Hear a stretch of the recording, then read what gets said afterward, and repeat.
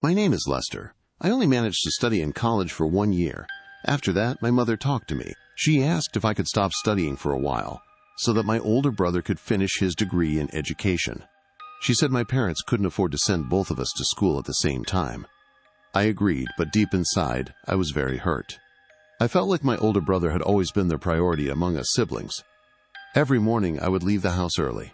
I would hang out anywhere, at the basketball court, at computer shops, or at the park. Wherever my friends were, that was where I went. I only came home when I got hungry. Of course, I knew there would always be food waiting on the table. After eating, I would go out again to hang around. Sometimes, we stayed out until dawn. We didn't really do anything important. We just sat around the streets or walked aimlessly. Back then, my mother and I fought a lot. I used to throw it in her face that if she had just let me continue studying, I wouldn't have ended up as a bum. I was a terrible son at that time. Whenever I remember those days, I feel deep regret. I should never have said those things to my mother. Around August of that year, rumors started spreading in our neighborhood about a creature flying above the buildings at night. The gossip grew even stronger when the body of a young beggar was found near a garbage dump. The body was thin and young. His stomach had a hole in it, and his insides were missing.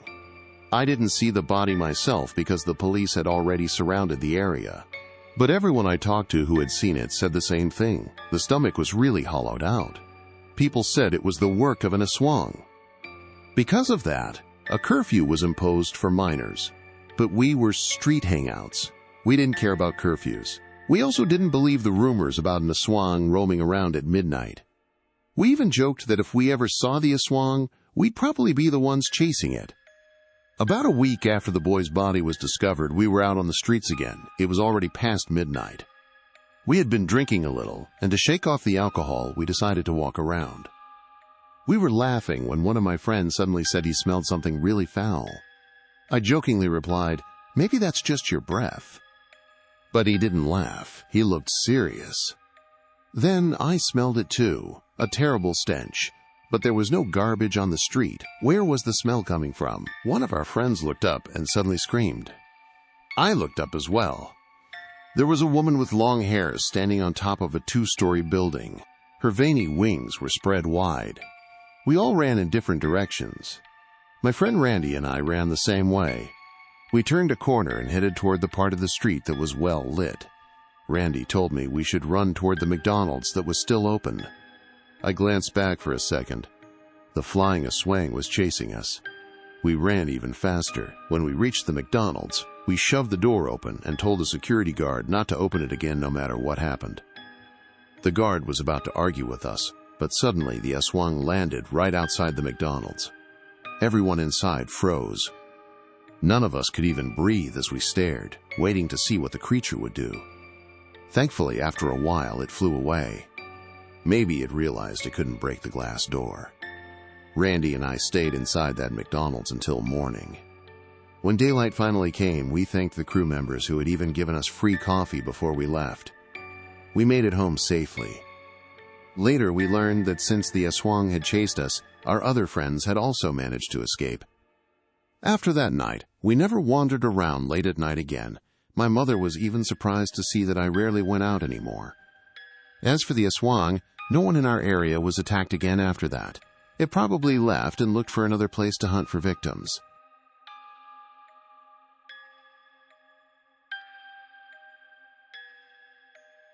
My cousin once experienced a severe case of stalking. The problem was, it wasn't just some random troublemaker or a crazy person following her around. Heidi's stalker was an aswang. But before anything else, let me introduce myself. My name is Fritz. Heidi gave me permission to share her story, so there's no problem telling what happened. It all started when Heidi became a working student. She took a part-time job at McDonald's so that her free time wouldn't go to waste. At first, everything went well. She adjusted quickly to the job. She had only been working at McDonald's for about 3 weeks when she started noticing something strange about one of the customers. Actually, she wasn't the only one who noticed it. One of her coworkers brought it up to her. Her coworker told her that whenever Heidi was on duty, there was a particular customer who stayed inside the store for a long time. The man would order food, but he wouldn't leave until Heidi's shift was over. Heidi became nervous when she heard this, because the customer her coworker was referring to was a man. He looked to be in his late 30s and appeared like an ordinary person, but because he kept glancing in her direction repeatedly, Heidi began to feel uneasy. When her shift ended that day, she didn't leave the store immediately. Instead, she asked her coworkers if the man was still there. They confirmed that he was still sitting inside. Afraid to exit through the main entrance, Heidi asked her manager if she could leave through the delivery door so the suspected stalker wouldn't see her. Fortunately, the manager understood and allowed her to do so. As Heidi left the building, she looked back toward the store and saw that the man was still inside.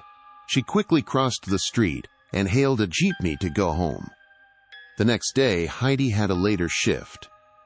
She already felt uneasy when she entered the McDonald's because she had the strange feeling that someone was following her.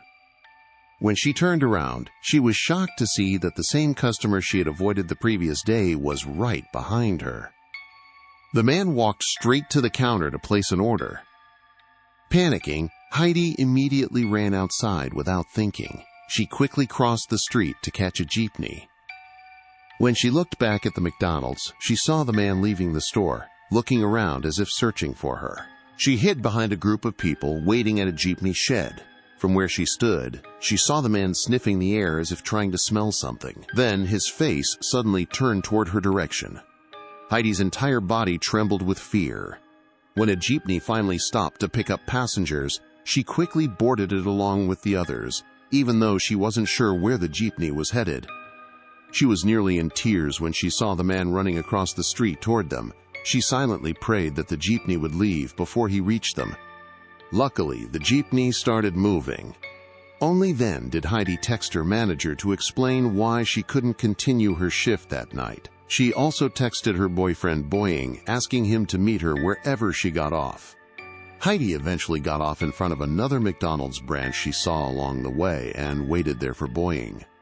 Every time a customer entered the store, she couldn't help but look, afraid that it might be her stalker again. Unfortunately, she was right. After only a few minutes, the man walked into the restaurant and looked around. She noticed that he was sniffing the air again before suddenly turning toward her direction. Heidi froze. The man then walked to a table not far from where she was sitting. She quickly texted Boying and told him to hurry. She was about to approach the security guard to report that she had a stalker and ask for help. But when she looked back at where the man had been sitting, he was gone. She thought maybe he had gone to the restroom. Taking advantage of the opportunity, she stepped outside just as Boying arrived. As soon as she saw him slowing down his motorcycle, she ran to him and climbed on behind him. Boying was surprised by how rushed she was, but she immediately told him that her stalker was inside the McDonald's. They quickly drove away. Heidi thought she was finally safe. She sighed in relief, but when she glanced at the side mirror of the motorcycle, she saw that the man was right behind them. When she turned to look, she screamed in terror. Her stalker was following them while floating in the air. Let me add that when all of this happened, it was still early in the evening. Heidi's shift was from 5 p.m. to 10 p.m., and she usually arrived around 4:30 p.m. So when the stalker chased them while floating, it was not even 6 in the evening yet. It was still bright outside, and both Heidi and Boying clearly saw the man hovering in the air. What puzzled them was that despite the many vehicles on the road around them, it seemed like no one else noticed the floating man except the two of them. He wasn't even that high above the ground, only about 4 feet in the air, so he should have been easy to see. But apparently, they were the only ones who could see him. What made it even more terrifying was that the man's gaze was locked onto Heidi. His face looked serious, but his eyes were wide open. Boying was almost shouting in fear while Heidi kept hitting his back, urging him to drive faster because the stalker would occasionally get close enough that their faces were nearly level. After some time, the man finally stopped chasing them. As soon as he disappeared, they went straight to Boying's house since it was closer. When Boying's mother saw Heidi, she immediately frowned and asked if Heidi was pregnant because of the shape of her hips. Heidi strongly denied it, but she suddenly realized that her period was already late. When they told Boing's mother about the stalker, she became even more suspicious. She said that what chased them wasn't a ghost or some other spirit. It was an aswang. She suspected that Heidi might be pregnant, which was why the creature had been watching her. That very same day, Boing's mother asked him to buy a pregnancy test. When Heidi took the test using her first urine of the day, 2 clear lines appeared immediately. Because of that, instead of the stalking incident becoming the highlight of the day, the news of Heidi's pregnancy became the main topic. Boing's parents even accompanied Heidi back to her house so they could talk with her family about what they should do next. The following day, Heidi tried to return to her normal routine. She carried garlic and salt in her pocket for protection against her aswang stalker. She went to school and then proceeded to McDonald's after class. As usual, the man was still hanging around the store. Because Heidi had already told her manager and coworkers that the man was an aswang, they reported him to the barangay authorities. Of course, they didn't say he was an aswang. They just reported him as a stalker. The man calmly went with the barangay officers, and from that point on, he was banned from entering that McDonald's branch. Heidi thought she was finally safe. The man no longer came to the store, and Boing started escorting her to and from work, which made her feel more secure. The stalker never followed her to school either, probably because it would have been harder to track her there. But what Heidi didn't expect was that he would come to her house. One night, she woke up around 10 o'clock because she heard rustling near her window. Still half asleep, she opened it. Her eyes widened in horror. Right in front of her was the face of her stalker. He was floating again, and he wasn't wearing any clothes. Heidi froze. The man began moving closer to her. His mouth hung open, his eyes wide. Slowly, his long tongue began to slide out of his mouth, while Heidi remained frozen in terror. Then, suddenly she remembered the garlic and salt she had placed on the windowsill as protection against the aswang. She quickly grabbed the mixture of crushed garlic and salt and threw it directly into the man's face. He covered his face and fell to the ground, though his fall made no sound. He simply rolled on the ground before disappearing from her sight. Moments later, she saw a black bird flying away into the night. Heidi cried uncontrollably as she told my aunt what happened after waking her up that same night. But by the grace of God, the man never appeared or bothered her again. Heidi eventually finished her contract at McDonald's, since her pregnancy wasn't very noticeable yet. After she gave birth, she and Boing got married. My name is Tony. The experiences I'm about to share happened just recently in 2023. It hasn't been that long, so everything is still very clear in my memory, as if it all happened just yesterday. I have a best friend named Bon. We met back when we were both in college. We actually met during basketball tryouts. Unfortunately, neither of us made the team. But after that, we became close friends. Even after we graduated and started working, we still made time to see each other and drink together. When Bon got married, he and his wife moved to the area where her family lived. The place was quite far and very secluded. Bon told me that if he didn't have a vehicle, commuting would be very difficult because no jeepneys passed through their area. He said their stay there was only temporary while they were still looking for land where they could build their own house.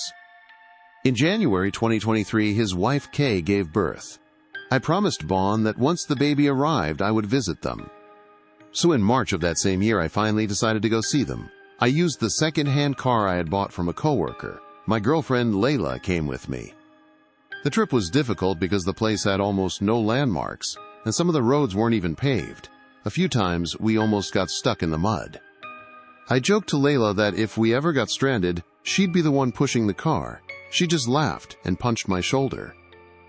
It was already getting dark, but we still hadn't reached Bon's place.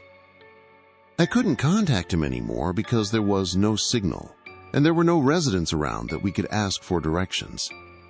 Several times I thought about turning back and going home instead, but I kept driving. Then we reached the strangest part of the whole experience. When we finally got to a paved section of the road, we suddenly saw a huge sign with the letter M on it. It was McDonald's. Layla and I looked at each other in confusion. How could there possibly be a McDonald's branch in such a remote place? Coincidentally, we were both already very hungry by then, so I stopped the car in front of it. We got out and went inside. What struck me as strange was that there was only one crew member inside. There were no other people, just us. And there was only one table where customers could sit and eat. Layla and I ordered our food. The crew member responded normally and gave us our order. We were about to eat inside, but Layla suddenly told me that we should just eat in the car instead. So we went back to the car and started eating while I drove. Layla was even feeding me while I was driving. She told me the reason she didn't want to eat inside was because the place felt strange. She had a bad feeling about it, like something bad might happen if we stayed there any longer. When we finally reached Bon and Kay's house, Layla told me she still felt hungry. That's when I realized she was right. I didn't feel like I had eaten anything at all. It was as if everything I swallowed was just air. Of course, I told Bon and his wife about what happened. They said that was impossible. There was no McDonald's branch anywhere along that part of the road. Layla and I looked at each other. I felt chills run down my spine. I even argued with Bon and Kay, insisting that there really was a McDonald's there. The next day, Bon accompanied us to go back and check the place. There was no McDonald's. All we saw was a wide, empty lot filled with tall grass.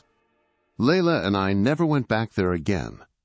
Fortunately, after a few months, Bon and his family moved to another place. Now we visit them often because their new home is much closer.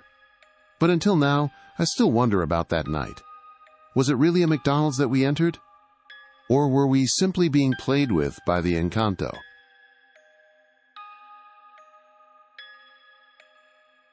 My name is Gray. This is just a short story about a strange experience I had at a McDonald's branch here in our area. I work online, and we usually finish late at night. Most of the time, I log out around 9 p.m. At that hour, I'm still pretty active, so sometimes I go out on my motorcycle and ride around. Sometimes I'm with friends, but other times I'm alone. Whenever I get hungry, I just stop wherever I find food.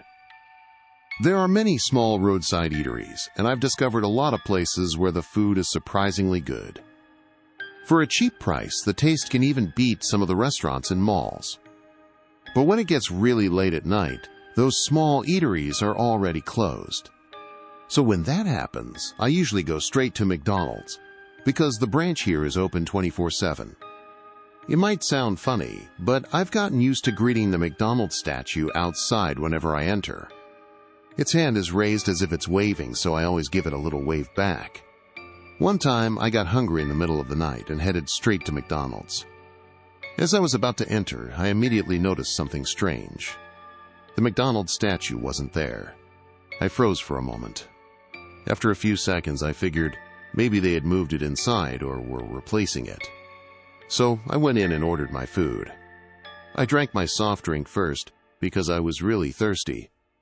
After finishing it, I went to the restroom. The moment I stepped inside, I stopped in my tracks. Standing in front of the mirror was the McDonald's mascot. He was looking at his reflection while washing his hands. His hands were bright red. I didn't know why. When he turned to look at me, I nearly wet myself.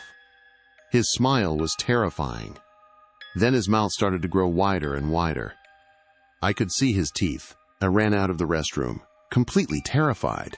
I went straight to one of the crew members who was cleaning a table and asked who the person in the McDonald's costume inside the restroom was.